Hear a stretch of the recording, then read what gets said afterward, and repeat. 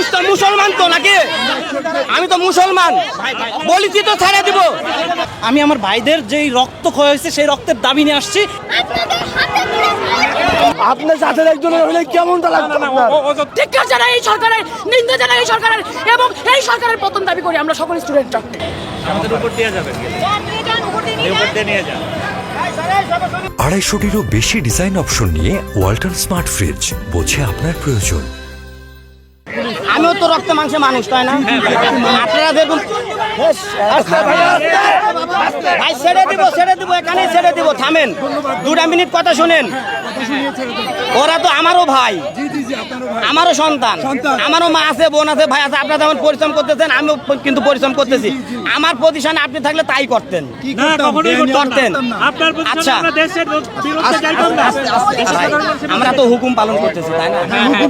আচ্ছা, এখন আপনারা সবাই এখান থেকে চলে যাবেন, আমরা ছেড়ে দেবো। জান, ভাই মানুষ তো মুসলমান তো নাকি? আমি তো মুসলমান, বলেছি তো ছেড়ে দিব, বলেছি তো ছেড়ে দিব। ইতিমধ্যেই বেশ কয়েকজন একটি পুলিশের গাড়িকে তারা আটকে রেখেছেন এবং কিছুক্ষণ আগে আইনশৃঙ্খলা বাহিনীর সদস্যরা তারা যেটি বলেছেন যে যেই কয়েকজন আটক করা হয়েছে তাদেরকে ছেড়ে দেওয়া হবে। এই মর্মে আসলে কিছুটা দূরে গিয়ে দাঁড়িয়েছে আন্দোলনকারীরা। তারা মূলত পুলিশের গাড়ি যে আটকে রেখেছেন সেখানে তারা বলছেন যে তাদের সন্তানকে ছেড়ে না দিলে তারা তাদের গাড়িটিকে সরিয়ে দেবেন, এমন কিছু তারা বলছেন। ইতিমধ্যেই আমরা লক্ষ্য করলাম যে 2 জনকে গ্রেফতার করা হয়েছিল, তাদেরকে ইতিমধ্যে ছেড়ে দেওয়া হয়েছে এবং তারা বেরিয়ে যাচ্ছেন। আমি আমার ভাইদের যেই রক্ত ক্ষয় হয়েছে সেই রক্তের দাবি নিয়ে আসছি।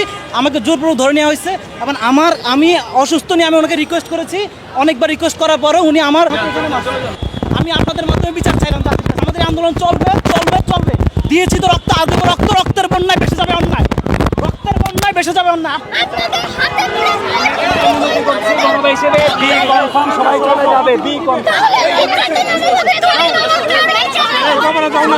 ওদের তো সহপাঠী, আপনার সাথে একজন হলে কেমনটা লাগতো? আমাদের দেশে যখন যুদ্ধ হয়েছে, আমার বাবা মায়ের কাছে গল্প শুনেছিলাম যে পাক হানাদার বাহিনীরা এসে আমাদের ঘরে ঘরে নক করতো, মানুষদেরকে ধরে নিয়ে যেত এবং মা বোনের উপর অত্যাচার করতো। আজকে ঠিক তারই প্রতিভূতে আমরা দেখতে পাচ্ছি। এবং তার সাথে বলতে চাচ্ছি, পুলিশ বাহিনী আমাদের সাধারণ ছাত্রছাত্রীদের আমাদের একটা আন্দোলনকে ঘিরে আমাদেরকে যেভাবে হয়রানি করছে, এটা পাক হানাদার বাহিনীর থেকেও নির্মম, নির্লজ্জক, ধিক্কারজনক। কারণ এটা আমাদের স্বাধীন বাংলাদেশ, সেই স্বাধীন বাংলাদেশের একটা স্টুডেন্ট আজকে স্বাধীনতার সাথে চলতে পারে না।